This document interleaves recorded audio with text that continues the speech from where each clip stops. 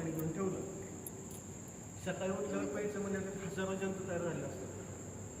जंतूचं पाणी पिल्यावर आपण अजून जास्त आजारी पडणार.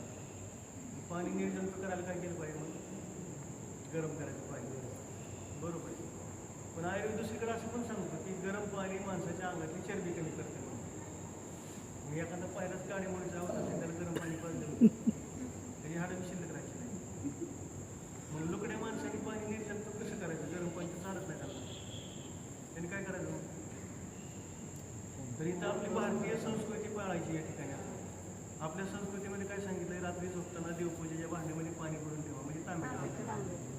आणि सकाळी उठल्यानंतर चूळ न भरता जर त्याकडे पाणी पिलं तर 100 ते 125 रोग होत नाही. एवढं एका नियमाने माणसं, एवढं सोपं निरोगी राहायचं. लक्षात तांब्याच्या भांड्यात, देवाच्या भांड्यातलं पाणी, तांब्याच्या भांड्यातलं संध्याकाळी भरून ज्या माणसाला ठेवते. वजन कमी करायचं असेल तरी तांब्याच्या भांड्यात पाणी न ठेवता माठातलं पाणी घेऊन गरम करून पाणी प्यायचं. ज्याला वजन कमी करायचं नाही, ज्याला वजन आहे तसं ठेवायचं किंवा वाढवायचं त्यांनी तांब्याच्या भांड्यातलं गार पाणी प्यायचं. चूळ न भरता.